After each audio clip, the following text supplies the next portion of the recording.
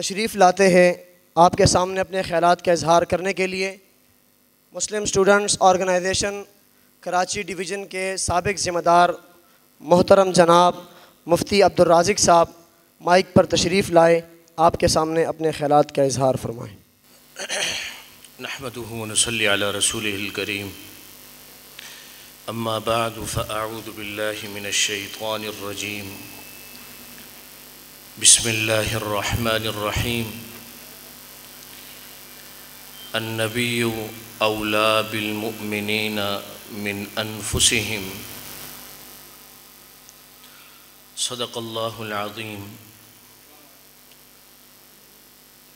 آج کے سیمینار کا عنوان ہے عشق مصطفیٰ طلبہ سیمینار۔ دوستوں سے گزارش یہ ہے کہ پوری توجہ اور انہماک سے بات سنی جائے۔ عشق مصطفیٰ کا تقاضا کیا ہے؟ آج سے 1400 سال پہلے، 1450 سال پہلے عشق مصطفیٰ کا تقاضا نبی کریم صلی اللہ علیہ وسلم کی جان کی حفاظت کرنا، آپ صلی اللہ علیہ وسلم کے دین کو محفوظ کرنا اور آپ صلی اللہ علیہ وسلم کے لیے اپنا سب کچھ لٹا دینا۔ اور آج کے دور میں عشق مصطفیٰ کا تقاضا یہ ہے کہ آپ صلی اللہ علیہ وسلم کی ناموس کے لیے اپنا سب کچھ قربان کر لینا اور آپ صلی اللہ علیہ وسلم کی اتباع میں انتہا تک چلے جانا۔ قرآن مجید عشق کے لفظ کو جس لفظ سے تعبیر کرتا ہے وہ ہے محبت، اور دنیا والے عشق کی تعریف یہ کرتے ہیں کہ محبت جب اپنی انتہا کو پہنچ جائے تو وہ عشق کہلاتا ہے، اور عشق کا تقاضا نبی کی جان پر اپنی جان واری کر دینا، اللہ کے نبی کے اشاروں پر مر مٹنے کے لیے تیار رہنا،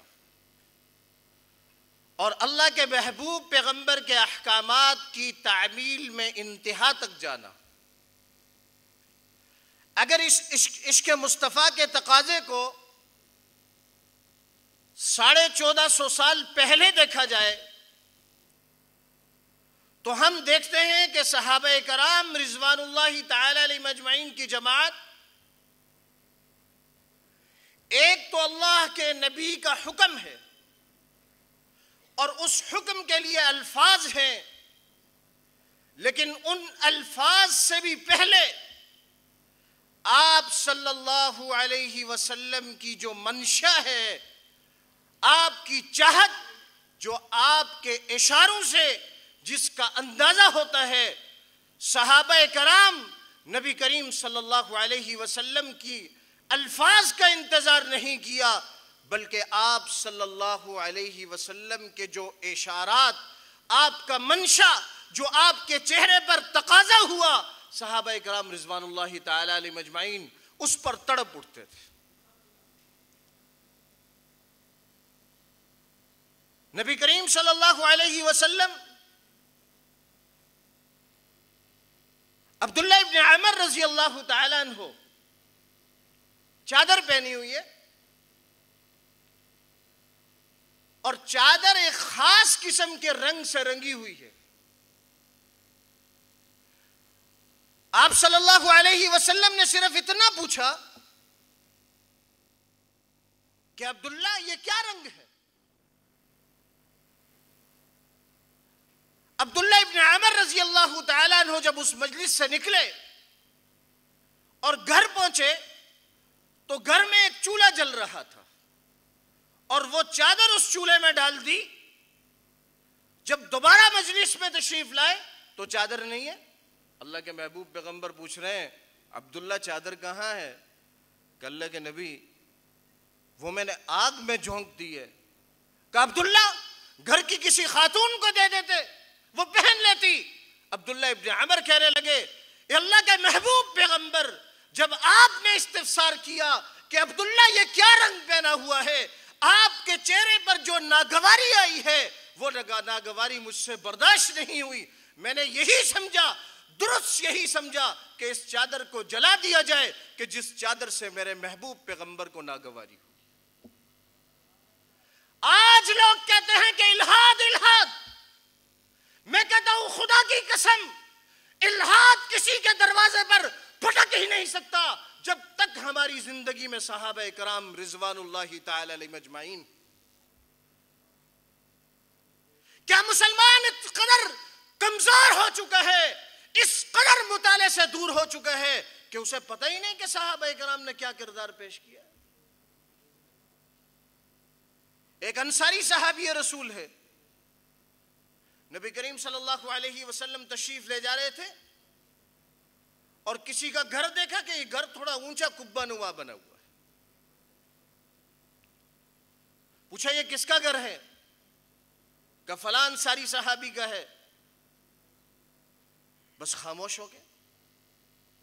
اب وہ انصاری صحابی مجلس میں تشریف لائے, سلام عرض کیا, آپ صلی اللہ علیہ وسلم نے اعراض فرمایا.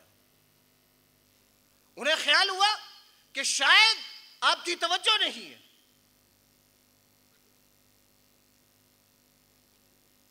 پھر سلام کیا, آپ نے اعراض فرمایا.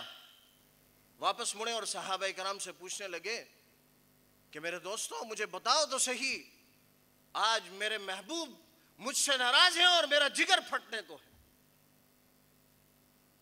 صحابہ کرام نے بتلایا, کہا کہ آپ کے گھر کے بارے میں پوچھا تھا کہ یہ کس کا ہے. فوراً گئے اور اپنا گھر مسمار کر دیا اور واپس مجلس میں آئے. ایک دفعہ بھی یہ نہیں کہا اللہ کے نبی جس کی وجہ سے آپ کو ناگواری ہوئی میں نے وہ گھر توڑ دیا, اسے مٹی سے ملا دیا.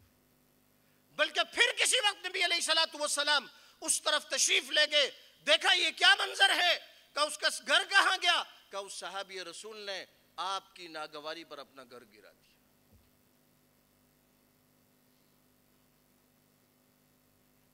حضرت طلحہ رضی اللہ تعالیٰ عنہ ہیں اور یہ غزوہ احد ہے. اور غزوہ احد میں جب وقتی طور پر شکست ہوئی اور آپ صلی اللہ علیہ وسلم زخمی ہوئے, اب آپ صلی اللہ علیہ وسلم کا دفاع بہت ضروری تھا کہ ہر طرف سے تیر آ رہے ہیں. حضرت طلحہ رضی اللہ تعالیٰ عنہ یوں سیسا پلائی ہوئی دیوار بن کر اللہ کے محبوب پیغمبر کے سامنے کھڑے ہو گئے اور سارے تیر طلحہ رضی اللہ تعالیٰ عنہ کی کمر پر پیوست ہوئے اور ساری کمر خون آلود ہو گئی اور خون بہ رہا ہے. ایک مرتبہ صرف اللہ کے محبوب پیغمبر نے سر اٹھا کر صحابہ کرام کو دیکھنا چاہا تو وہ طلحہ کہنے لگے اے اللہ کے محبوب پیغمبر آپ اپنا سر اوپر مت اٹھائیے, یہ وہ شخص کہہ رہا ہے جس کی کمر خون سے لہو لہان ہے, تیروں سے چھلی ہو گئی ہے. وہ کہنے لگے اللہ کے محبوب پیغمبر آپ اپنا سر نیچے کیجئے کہیں ایسا نہ ہو کہ تیر آپ کو لگ جائے. اور اللہ کے محبوب پیغمبر نے فرمایا آج طلحہ نے جنت واجب کر لی اپنے اوپر. میرے دوستو, مسلم اسٹوڈنٹ آرگنائزیشن اپنے ورکروں کو, کارکنوں کو, ذمہ داران کو یہ درس دینا چاہتی ہے کہ ہم نے جب تک صحابہ کرام کا دامن تھاما ہوا ہے انشاءاللہ کوئی فتنہ ہمارے قریب انشاءاللہ نہیں آئے گا.